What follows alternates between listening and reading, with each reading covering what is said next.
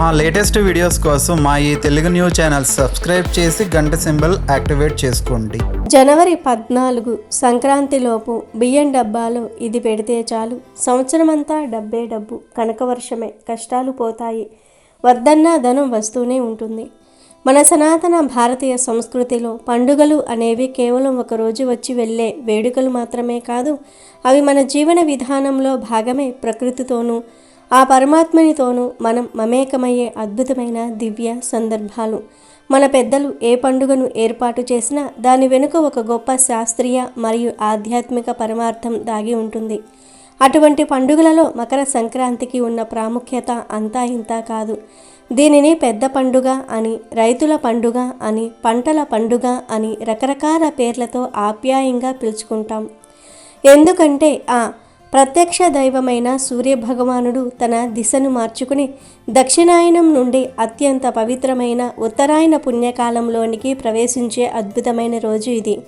దేవతలకు పగటి సమయంగా భావించే ఈ ఉత్తరాయణంలో మనం చేసే చిన్న చిన్న దైవ కార్యాలు, పూజలు, పరిహారాలు మన జీవితాన్నే మార్చేసే శక్తిని కలిగి ఉంటాయి. సంక్రాంతి రోజున ఇంటి ముందు రంగురంగుల ముగ్గులతో, గొబ్బెమ్మలతో, హరిదాసుల కీర్తనలతో, గంగిరెద్దుల ఆటలతో పల్లెలు, పట్టణాలు అనే తేడా లేకుండా ప్రతి ఇల్లు కలకలలాడుతూ ఉంటుంది. అయితే ఈ పండుగలో ప్రధానమైన ఆకర్షణ కొత్త ధాన్యం. రైతులు తాము ఆరుగాలం కష్టపడి పండించిన పంట చేతికి వచ్చి ఆ కొత్త బియ్యం, కొత్త బెల్లం, కొత్త బట్టలతో సంతోషంగా గడిపే సమయం ఇది. అయితే ఈ సంక్రాంతి రోజున మీ ఇంట్లోని బియ్యం డబ్బాలో ఒక వస్తువును ఉంచితే చాలు, సంవత్సరం పొడవునా మీ ఇంట్లో ధనానికి లోటు లేకుండా కనకవర్షం కురిసేలా సాక్షాత్తు ఆ లక్ష్మీదేవి అనుగ్రహిస్తుంది. హిందూ ధర్మంలో బియ్యాన్ని కేవలం ఆకలి తీర్చే ఆహారంగా మాత్రమే చూడరు. బియ్యాన్ని సాక్షాత్తు ధాన్యలక్ష్మిగా భావిస్తారు. అన్నం పరబ్రహ్మ స్వరూపం అని మన పెద్దలు ఊరకనే అనలేదు. మనం తినే ప్రతి మెతుకు వెనుక, మన కడుపు నింపే ఆ అన్నం వెనుక జగన్మాత అయిన అన్నపూర్ణాదేవి అనుగ్రహం పరిపూర్ణంగా ఉంటుంది. సంక్రాంతి అంటేనే లక్ష్మీదేవి ధాన్య రూపంలో మన ఇంటికి వచ్చే శుభ సమయం. రైతులు పండించిన పంటను ఇంటికి తెచ్చుకుని ఆ ధాన్యరాశికి పూజలు చేసి కృతజ్ఞతాభావంతో ఆనందంగా జరుపుకునే వేడుక ఇది. అందుకే ఈ పండుగ రోజున ధాన్యానికి, ముఖ్యంగా మనం నిత్యం ఉపయోగించే బియ్యానికి ఇచ్చే ప్రాముఖ్యత గురించి ఎంత చెప్పినా తక్కువే. మనం సాధారణంగా వంటగదిలో బియ్యాన్ని దాచుకునే బియ్యం డబ్బా లేదా డ్రమ్ అనేది కేవలం ప్లాస్టిక్ లేదా స్టీల్ వస్తువు మాత్రమే కాదు, ఆధ్యాత్మికంగా చూస్తే అది మీ ఇంటి అక్షయ పాత్రతో సమానం. పూర్వకాలంలో మన పెద్దలు ధాన్యాన్ని నిల్వ చేసే గాదెలను, అరలను ఎంతో పవిత్రంగా పూజించేవారు. వాటికి పసుపు, కుంకుమలు పెట్టి గౌరవించేవారు. ఎందుకంటే బియ్యం ఉన్న చోట ఆకలి ఉండదు. ఎక్కడైతే ఆకలి ఉండదో అక్కడ ప్రశాంతత ఉంటుంది. ఎక్కడైతే ప్రశాంతత ఉంటుందో అక్కడ సాక్షాత్తు లక్ష్మీదేవి స్థిర నివాసం ఏర్పరచుకుని కొలువై ఉంటుంది. జ్యోతిష్య శాస్త్రం ప్రకారం చూసుకున్నా కూడా బియ్యానికి చాలా విశిష్టత ఉంది. బియ్యం తెల్లగా, స్వచ్ఛంగా, నిర్మలంగా ఉంటాయి. ఇవి నవగ్రహాలలో మనసుకు కారకుడైన చంద్రుని కారకత్వాన్ని వహిస్తాయి. చంద్రుడు మనస్సుకు మాత్రమే కాదు, మనలోని ప్రశాంతతకు, అలాగే సంపదకు కూడా కారకుడు. ఎవరి ఇంట్లో అయితే బియ్యం డబ్బా నిండుగా ఉంటుందో ఆ ఇంట్లో సంపద కూడా నిండుగా ఉన్నట్లే లెక్క. అందుకే బియ్యం డబ్బాను ఎప్పుడూ ఖాళీ చేయకూడదని, దానిని ఎంతో గౌరవంగా చూసుకోవాలని మన పెద్దలు చెప్తూ ఉంటారు. అది సాక్షాత్తు అన్నపూర్ణాదేవి నివాసం ఉండే పవిత్రమైన చోటు. అటువంటి పవిత్రమైన బియ్యం డబ్బా విషయంలో మనం కొన్ని ప్రత్యేకమైన జాగ్రత్తలు పాటించాలి. ముఖ్యంగా పండుగ రోజుల్లో ఈ జాగ్రత్తలు మరింత ముఖ్యం. మరి ఇంతకీ బియ్యం డబ్బా దగ్గర ఏ తప్పులు చేయకూడదు? సంక్రాంతి రోజు బియ్యం డబ్బాలో ఏం వెయ్యాలి అనే విషయాన్ని ఈ వీడియోలో వివరంగా తెలుసుకుందాం. అంతేకాదు సంక్రాంతి రోజు ఏ వస్తువులను కొని ఇంటికి తెచ్చుకుంటే అష్టైశ్వర్యాలు సిద్ధిస్తాయి, సంక్రాంతి రోజు ఏ తప్పులు అస్సలు చేయకూడదు, సంక్రాంతి రోజు ఆవుకు ఏ ఆహార పదార్థాలు పెట్టాలి అనే విషయాలను కూడా తెలుసుకుందాం. ఫ్రెండ్స్, మీకు ఒక చిన్న విన్నపం. మన పురాణాలలో, శాస్త్రాలలో దాగి ఉన్న ఇటువంటి అద్భుతమైన రహస్యాలు, పరిహారాలు మన జీవితాల్లో సానుకూల మార్పులను తీసుకువస్తాయని, ఈ సమాచారం మీకు ఎంతో మేలు చేస్తుందని మేము బలంగా నమ్ముతున్నాము. కాబట్టి ఈ వీడియోని చూస్తున్న వారు ఇప్పుడే ఒక లైక్ చేయండి. మీరు చేసే ఆ ఒక్క లైక్ వల్ల ఈ మంచి విషయం, ఈ ఆధ్యాత్మిక జ్ఞానం మరికొంతమందికి చేరుతుంది. తద్వారా వారికి కూడా మేలు జరుగుతుంది. అలాగే మనందరి ఇళ్లల్లో ఆ అష్టైశ్వర్య ప్రధాని అయిన లక్ష్మీదేవి ఎల్లప్పుడూ స్థిరంగా ఉండాలని కోరుకుంటూ కామెంట్ బాక్స్లో ఓం శ్రీ మహాలక్ష్మీదేవియే నమః అని అత్యంత భక్తి శ్రద్ధలతో టైప్ చేయండి. అసలు విషయానికి వస్తే బియ్యాన్ని ఎప్పుడూ ప్లాస్టిక్ డబ్బాలో ఉంచకూడదు. చాలామందికి తెలియక చేసే చిన్న చిన్న పొరపాట్లే ఇల్లాలు ఎంత కష్టపడడానికి ప్రధాన కారణం అవుతూ ఉంటాయి. ముఖ్యంగా ఈ రోజుల్లో మన జీవన శైలి మారిపోయింది. సౌకర్యం కోసం మనం ప్లాస్టిక్ వస్తువులను విరివిరిగా వాడుతూ ఉన్నాం. వంటింట్లో ఎక్కడ చూసినా రంగురంగుల ప్లాస్టిక్ డబ్బాలే కనిపిస్తూ ఉంటాయి. కానీ మన హిందూ ధర్మం శాస్త్రాల ప్రకారం వాస్తురీత్యా కూడా ప్లాస్టిక్ అనేది అశుద్ధమైన పదార్థం కింద పరిగణించబడుతుంది. దైవిక శక్తిని గ్రహించే గుణం ప్లాస్టిక్ ఉండదు. పైగా ప్లాస్టిక్ డబ్బాలో బియ్యాన్ని దీర్ఘకాలం పాటు నిల్వ ఉంచడం వల్ల ఆ బియ్యంలో ఉండాల్సిన ప్రాణశక్తి లేదా సానుకూల శక్తి క్రమంగా తగ్గిపోతుంది. ఇది ఆ ఇంటి ఆరోగ్యానికి ఐశ్వర్యానికి అంత మంచిది కాదు. మరి ప్లాస్టిక్ కాకపోతే ఏం వాడాలి అనే సందేహం మీకు రావచ్చు. మన పూర్వీకులు ఇత్తడి లేదా రాగి పాత్రలను ఎక్కువగా వాడేవారు.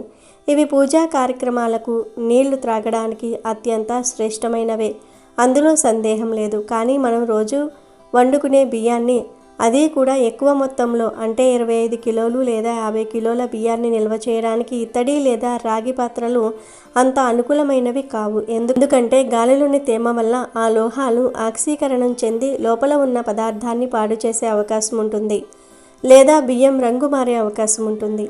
అందువల్ల ప్రస్తుతం కాలంలో బియ్యం దాచుకోవడానికి స్టెయిన్లెస్ స్టీల్ డబ్బాలే అత్యంత ఉత్తమమైనవి, సురక్షితమైనవి. స్టీల్ అనేది శుభ్రతకు, స్థిరత్వానికి మరియు శుక్రుని కారకత్వానికి చిహ్నం. స్టీల్ డబ్బాలో బియ్యం పాడవకుండా ఉంటాయి. పైగా లక్ష్మీ కళ ఉట్టిపడుతూ ఉంటుంది. కాబట్టి ఈ సంక్రాంతి నుండి సాధ్యమైనంత వరకు ప్లాస్టిక్ డబ్బాలను పక్కన పెట్టి బియ్యం నిల్వ ఉంచడానికి స్టీల్ డబ్బాలను వాడడానికి ప్రయత్నించండి. కేవలం డబ్బా రకం మారితే సరిపోదు.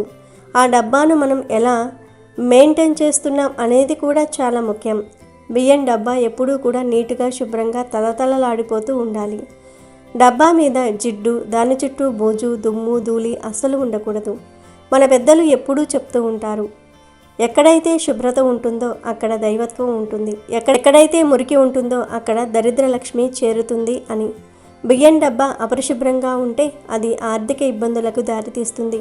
కాబట్టి సంక్రాంతి పండుగ వస్తుంది కాబట్టి పండుగకు 1-2 రోజుల ముందే మీ బియ్యం డబ్బాను ఖాళీ చేసి చక్కగా నీళ్లతో కడిగి ఎండలో ఆరబెట్టి సూర్యరశ్మి తగలటం వల్ల డబ్బాలోని క్రిములు నశించటమే కాకుండా సూర్యభగవానుడి శక్తి ఆ పాత్రకు లభిస్తుంది. ఆ తర్వాతే శుభ్రమైన వస్త్రంతో తుడిచి కొత్త బియ్యాన్ని పోయండి. ఇక్కడ మనం గుర్తుంచుకోవాల్సిన మరో అత్యంత ముఖ్యమైన అతి ప్రధానమైన నియమం ఒకటి ఉంది. అది ఏమిటి అంటే మీ ఇంట్లో బియ్యం డబ్బా ఎప్పుడూ కూడా పూర్తిగా ఖాళీ అవ్వకూడదు. చాలామంది డబ్బా మొత్తం ఊడ్చేసి చివరి గింజ వరకు వాడేసి డబ్బా అడుగు భాగం కనిపించేదాకా ఉండి అప్పుడు షాప్కి వెళ్ళి బియ్యం తెస్తూ ఉంటారు. ఇది చాలా తప్పు. బియ్యం డబ్బా అడుగు భాగం లేదా ఖాళీ డబ్బా కనిపిస్తే అది ఆ ఇంటి దరిద్రానికి, లేమికి సంకేతం. మన ఇంట్లో లక్ష్మీదేవి ఎప్పుడూ నిండుగా ఉండాలి అంటే బియ్యం డబ్బాలో కనీసం గుప్పిడి బియ్యం లేదా పావు వంతు బియ్యం ఉన్నప్పుడే మళ్ళీ కొత్త బియ్యాన్ని తెచ్చి అందులో పోయాలి. ఇలా చేయటం వల్ల అక్షయం అంటే ఎప్పటికీ తరగని సంపద మీ సొంతమవుతుంది. అలాగే బియ్యాన్ని డబ్బాలో నుండి తీసేటప్పుడు మనం పాటించాల్సిన వ్యక్తిగత శుచి కూడా చాలా ముఖ్యం. వంట చేసేటప్పుడు తడి చేతులతో బియ్యం డబ్బాలో చేతులు పెట్టకూడదు. శాస్త్రరీత్యా తడి చేతులతో ధాన్యలక్ష్మిని తాకటం నిషిద్ధం. అంతేకాకుండా అన్నం తింటున్నప్పుడు లేదా ఏదైనా తిన్న తర్వాత చేతులు కడుక్కోకుండా ఎంగిలి చేతులతో పొరపాటున కూడా బియ్యం డబ్బాను తాకకూడదు. మూత తీయకూడదు. బియ్యం అనేది అన్నపూర్ణ దేవి స్వరూపం. రేపు మనం దేవుడికి నైవేద్యం పెట్టేది కూడా ఈ బియ్యంతోనే. అటువంటి పవిత్రమైన వస్తువును ఎంగిలి చేతులతో తాకటం వల్ల ఆ తల్లికి కోపం వస్తుంది. అది మన ఇంటికి దోషం. బియ్యం డబ్బాను ఒక దేవాలయంలా, ఒక పవిత్రమైన అక్షయ పాత్రలా భావించి గౌరవంతో భక్తితో చూసుకున్నప్పుడే ఆ ఇంట్లో సిరి సంపదలు తులతూగుతూ ఉంటాయి. ఇక సంక్రాంతి పండుగ రోజున మన ఇంటికి లక్ష్మీదేవిని ఆహ్వానించడానికి కొన్ని ప్రత్యేకమైన వస్తువులను కొని తెచ్చుకోవాలని శాస్త్రాలు చెప్తూ ఉన్నాయి. ఈ పవిత్రమైన రోజున మీరు ఇంటికి తెచ్చుకునే కొన్ని వస్తువులు ఆ సంవత్సరమంతా అదృష్టాన్ని, ఐశ్వర్యాన్ని మోసుకొస్తాయి. అందులో మొట్టమొదటి అత్యంత ప్రధానమైనది కుంకుమ. ఈ సంక్రాంతి పండుగ రోజున బజారుకు వెళ్ళి ఒక కొత్త కుంకుమ ప్యాకెట్ లేదా కుంకుమ భరిణను కొని ఇంటికి తెచ్చుకోండి. కుంకుమ అనేది కేవలం అలంకరణ వస్తువు కాదు, అది స్త్రీల సౌభాగ్యానికి, మంగళకరమైన దాంపత్యానికి ప్రతీక. సాక్షాత్తు ఆ మహాలక్ష్మీదేవికి కుంకుమ అర్చన అంటే మహా ఇష్టం. కనుక సంక్రాంతి రోజున కొత్తగా కుంకుమను కొని తెచ్చుకొని ఆ కుంకుమతో అమ్మవారికి పూజ చేస్తే ఆ ఇంట సుమంగళి యోగం సిద్ధిస్తుంది. ఎంతటి ఆర్థిక ఇబ్బందులైనా మంచులా కరిగిపోతాయి. భర్త ఆరోగ్యాలు బాగుండాలన్నా, ఇల్లు కలకలలాడుతూ ఉండాలన్నా ఈ చిన్న పని తప్పక చేయండి. అలాగే ఈ రోజున మీరు ఇంటికి తెచ్చుకోవాల్సిన మరొక ముఖ్యమైన వస్తువు తెల్ల నువ్వులు. సంక్రాంతికి నువ్వులకు ఉన్న అవినాభావ సంబంధం మనందరికీ తెలిసిందే. నువ్వులు లేకుండా సంక్రాంతి పండుగే లేదు. జ్యోతిష్య శాస్త్రం రీత్యా నువ్వులు శనిదోషాలను నివారించడంలో అద్భుతంగా పనిచేస్తాయి. ముఖ్యంగా తెల్ల నువ్వులు లక్ష్మీ కారకాలుగా చెప్పబడ్డాయి. ఈ పర్వదినాన కొన్ని తెల్ల నువ్వులను కొని తెచ్చుకొని వాటిని దేవుడి గదిలో ఉంచి పూజించటం వల్ల శని ప్రభావంతో పాటు రాహుకేతువుల వల్ల కలిగే ప్రతికూల ప్రభావాలు కూడా తొలగిపోతాయి. మీ సంపాదనకు, మీ వ్యాపార అభివృద్ధికి అడ్డుగా ఏవైనా అదృశ్య అడ్డంకులు ఉంటే అవన్నీ కూడా పటాపంచలైపోతాయి. అయితే ఇక్కడ మీరు ఒక విషయాన్ని చాలా జాగ్రత్తగా ఖచ్చితంగా గుర్తుంచుకోవాలి. సంక్రాంతి రోజున అన్ని వస్తువులు కొనటం మంచిది కాదు. కొన్ని వస్తువులను ఈ రోజున అస్సలు కొనకూడదు, ఇంటికి తేయకూడదు. ముఖ్యంగా ఉప్పు, బెల్లము, ఇనుముతో చేసిన వస్తువులు మరియు ఇత్తడి సామాన్లను ఈ సంక్రాంతి రోజున కొత్తగా కొనకండి. ఇవి పాతకాలం నుండి మన పెద్దలు ఆచరిస్తున్న, మనకు హెచ్చరిస్తున్న నమ్మకాలు. సంక్రాంతి అంటే సూర్యుడు ఒక రాశి నుండి మరొక రాశిలోనికి సంక్రమించే సంధికాలం. ఇటువంటి సున్నితమైన సమయంలో ఈ వస్తువులను కొనటం వల్ల మనకు తెలియకుండానే అనవసరమైన కష్టాలు, ఊహించిన ఆరోగ్య సమస్యలు, మనశ్శాంతి లోపించటం వంటివి జరిగే అవకాశం ఉంటుందని పెద్దలు చెప్తూ ఉంటారు. కాబట్టి ఆ ఒక్కరోజు ఈ వస్తువుల జోలికి వెళ్లకుండా ఉండటమే మన కుటుంబానికి శ్రేయస్కరం. ఇక ఇప్పుడు బియ్యం డబ్బా పరిహారం గురించి తెలుసుకుందాం. ఈ పరిహారం ఎంత శక్తివంతమైనది అంటే దీన్ని శ్రద్ధగా ఆచరించిన వారి ఇంట దరిద్రం అనే మాటే వినిపించదు. ఈ అద్భుతమైన దైవిక ప్రక్రియను మీరు మకర సంక్రాంతి పర్వదినం రోజున ఉదయం లేచినప్పటి నుండి రాత్రి పడుకునేలోపు ఈ పరిహారాన్ని ఎప్పుడైనా ప్రారంభించవచ్చు. ఇది చేయడానికి పెద్దగా ఖర్చు అవ్వదు, కానీ దీనివల్ల కలిగే ఫలితాలు మాత్రం వెలకట్టలేనివి. ఈ పరిహారం కోసం మీకు కావలసిన వస్తువులు చాలా సున్నితంగా దొరికేవే, కానీ వాటికి ఉన్న శక్తి అపారం. ముందుగా ఒక కొత్త పసుపు రంగు వస్త్రం తీసుకోండి. అది చతురస్రాకారంలో ఉండేలా చూసుకోండి. ఇంకా మీకు కావలసినవి 4 లవంగాలు, 7 శుభ్రమైన తులసి ఆకులు, 11 రూపాయల బిళ్ళలు, 1 స్పూన్ ధనియాలు మరియు 2 జాజికాయలు. సందేహం రావచ్చు, ఇన్ని వస్తువులు ఎందుకు? అసలు వీటి వెనుక ఉన్న రహస్యం ఏమిటి అని. ప్రతి వస్తువుకు ఒక ప్రత్యేకమైన దైవిక శక్తి ఉంది. పసుపు వస్త్రం అనేది గురు గ్రహానికి అంటే బృహస్పతికి సంకేతం. గురుడు సంపదకు, జ్ఞానానికి మరియు విస్తరణకు కారకుడు. అందుకే పసుపు వస్త్రం మన ఐశ్వర్యాన్ని వృద్ధి చేస్తుంది. లవంగాలు అనేవి కేవలం సుగంధ ద్రవ్యాలు మాత్రమే కాదు, ఇవి తాంత్రిక శాస్త్రంలో నెగిటివ్ ఎనర్జీని అంటే దుష్ట శక్తులను ఆకర్షించకుండా అడ్డుకునే రక్షక కవచాలుగా పనిచేస్తాయి.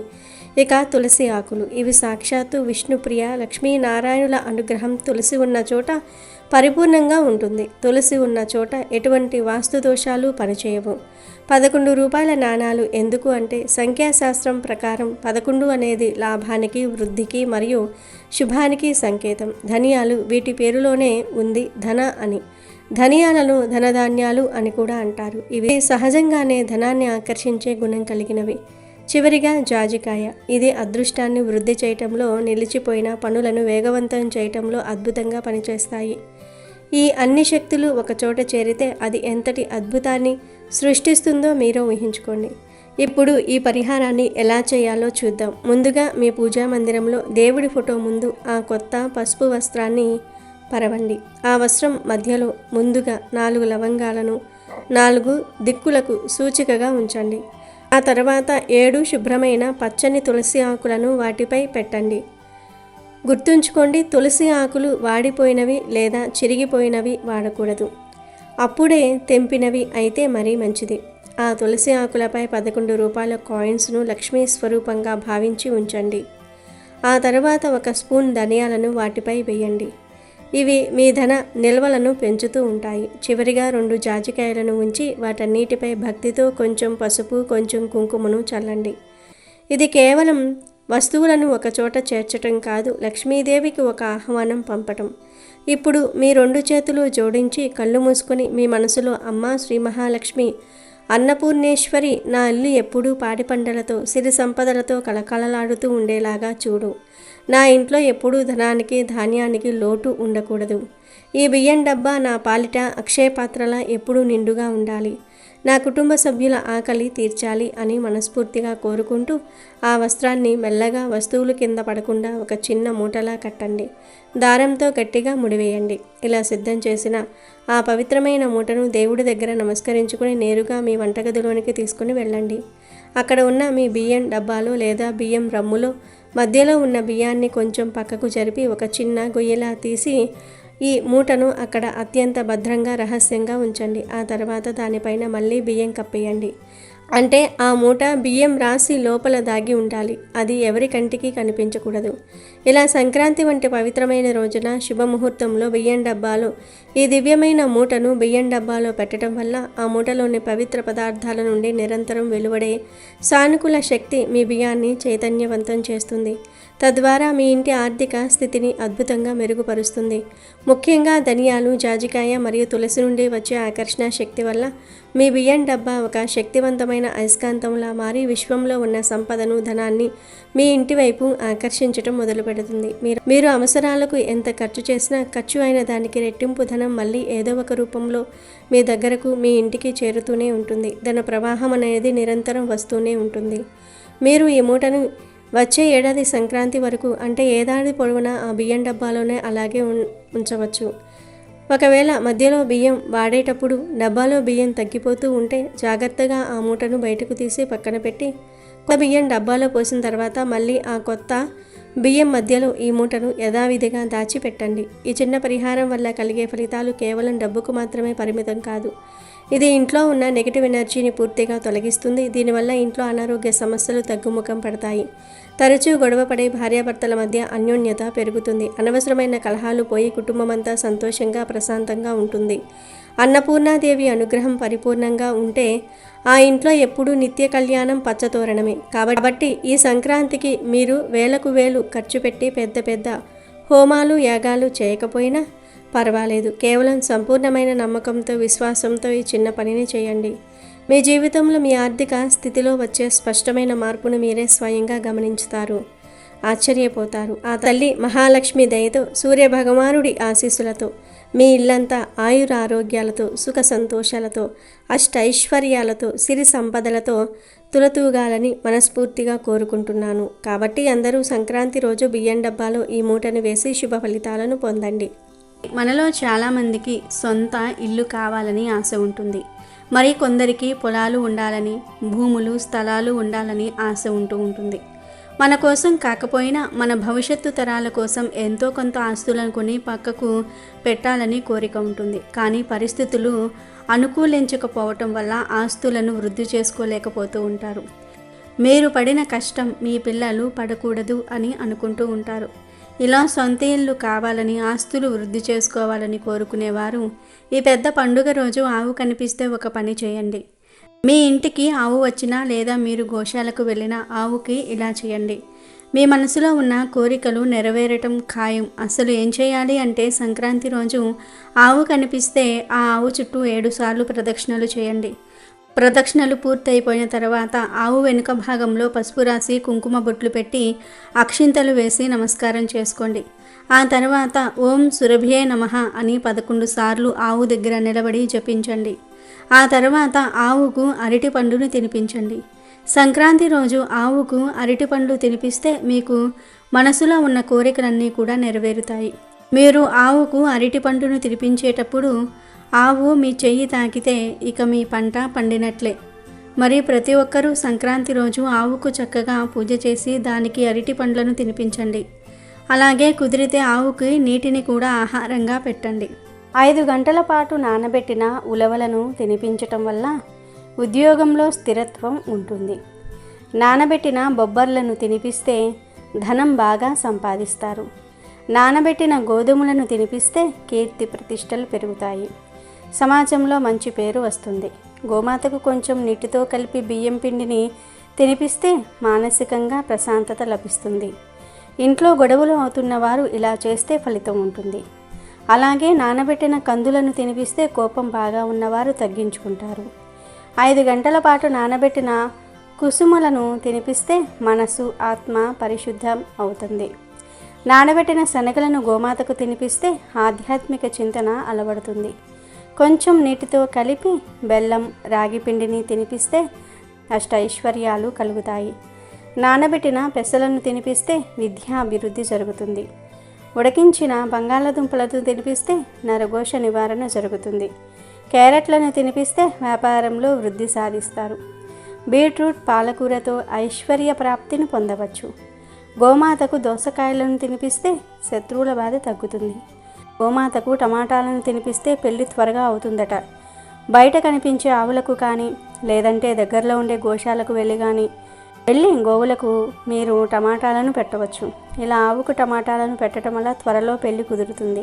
ఏడాదికి ఒక్కసారి వచ్చే ఈ సంక్రాంతి పండుగ రోజు ఎవరైతే ఆవుకు ఈ ఆహారం పెడతారో వారికి ఖచ్చితంగా తరతరాలకు తరగని ఆస్తి వస్తుంది. మనసులో ఉన్న కోరికలు నెరవేరుతాయి. మరి ప్రతి ఒక్కరూ కూడా తప్పకుండా సంక్రాంతి రోజు ఆవుకు వీటిని పెట్టి శుభాలను పొందండి. ఈ సంక్రాంతి సమయంలో అంటే భోగి, సంక్రాంతి, కనుమ ఈ 3 రోజుల్లో పొరపాటున కూడా కొన్ని తప్పు పనులు చేయకూడదు. కాదని చేస్తే 7 జన్మల దరిద్రం పడుతుంది. మళ్ళీ వచ్చే సంక్రాంతి వరకు కష్టాలను అనుభవిస్తారు. మీ శరీరంలోనికి దరిద్ర దేవత ప్రవేశిస్తుంది. ఇక మీరు ఏ పని చేసినా కలిసి రాదు అని శాస్త్ర పండితులు చెప్తూ ఉన్నారు. సంక్రాంతి సమయంలో చేయకూడని మొట్టమొదటి తప్పు ఏమిటి అంటే స్నానం చేయకుండా ఉండకూడదు. భోగి, సంక్రాంతి, కనుమ రోజుల్లో స్నానం చేయకుండా అస్సలు ఉండకూడదు అని శాస్త్రాలలో చెప్పారు. ఈ రోజుల్లో స్నానం చేయకపోతే రోగాలతో ధనహీనుడిగా జీవిస్తారని శాస్త్రాలలోనే ఉంది. కాబట్టి సంక్రాంతి సమయంలో అస్సలు ఈ తప్పు చేయకండి. స్నానం చేయకుండా ఉండకండి. అది కూడా ఈ పండుగ రోజుల్లో తెల్లవారుజామునే నిద్రలేచి స్నానం చేస్తే జన్మజన్మల దరిద్రాలు, దోషాలు పోతాయి.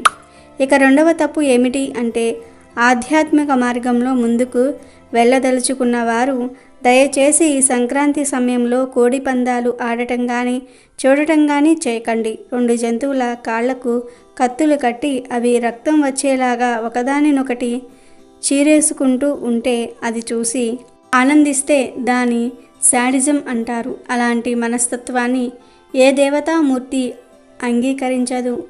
నిరపరాధులైన జంతువులను బాధ పెడితే తర్వాత నరకంలో శూలప్రోత నరకం అనే నరకాన్ని అనుభవిస్తారని, తరువాత జన్మలో ఒళ్ళంతా శూలాలతో గుద్దపడతారని గరుడ పురాణంలో చెప్పారు. గనుక ఆధ్యాత్మిక మార్గంలో ఉన్నవారు సంక్రాంతి సమయంలో పొరపాటున కూడా కోళ్ల పందాలను ఆడకండి, చూడకండి. ఎందుకంటే ఇలాంటి హింసను చూడటం కూడా మహాపాపమే. కనుక సంక్రాంతి సమయంలో ఈ తప్పు చేయకుండా జాగ్రత్తగా ఉండండి. ఇక 3వ తప్పు ఏమిటి అంటే సంక్రాంతి సమయంలో చాలామంది మగవారు పేకాట్లు ఆడుతూ ఉంటారు, మద్యపానం చేస్తారు. ఇంటికి చుట్టాలు వస్తే వాళ్లతో కలిసి పేకలు ఆడుతూ ఉంటారు, మద్యపానం చేస్తారు. కానీ సంక్రాంతి సమయంలో మద్యపానము, జీవితం వంటివి వాటికి దూరంగా ఉండాలని, లేదంటే 7 జన్మల దరిద్రం పడుతుందని పెద్దలు చెప్తూ ఉన్నారు. కాబట్టి సంక్రాంతి సమయంలో మగవారు ఈ తప్పు చేయవద్దు, కోరి దరిద్రాన్ని తెచ్చుకోవద్దు. అలాగే సంక్రాంతి సమయంలో స్త్రీ సాంగత్యం చేయకూడదు, అంటే భార్యాభర్తలు శారీరకంగా కలవకూడదు అని శాస్త్ర పండితులు చెప్తూ ఉన్నారు. అలాగే సంక్రాంతి సమయంలో ఎవరితో గొడవలు కూడా పెట్టుకోకూడదు, వాదనలకు దిగకూడదు. ముఖ్యంగా ఈ పండుగ సమయంలో ఇంటిలో ఆడపిల్లలు కన్నీళ్లు పెట్టకుండా ఆనందంగా ఉండేలాగా చూసుకోవాలి. అందరూ కలిసిమెలిసి ఆనందంగా పండుగ చేసుకోవాలి. ఈ పెద్ద పండుగ రోజుల్లో గోర్లు కత్తిరించటము, జుట్టు కత్తిరించడం వంటి పనులను కూడా చేయకూడదు. ఇవే సంక్రాంతి సమయంలో చేయకూడని పనులు. కాదని ఈ తప్పులు చేస్తే 7 జన్మల దరిద్రం చుట్టుకుంటుందని శాస్త్ర పండితులు చెప్తూ ఉన్నారు. కాబట్టి ప్రతి ఒక్కరూ కూడా సంక్రాంతి పండుగ రోజుల్లో ఈ తప్పులు చేయకుండా జాగ్రత్తగా ఉండండి. అమెజాన్లో బెస్ట్ డిస్కౌంట్స్ కోసం వీడియో డిస్క్రిప్షన్లో లింకు ఉంది, చూడండి. అలాగే మా టెలిగ్రామ్ ఛానల్ సబ్స్క్రైబ్ చేసుకోండి.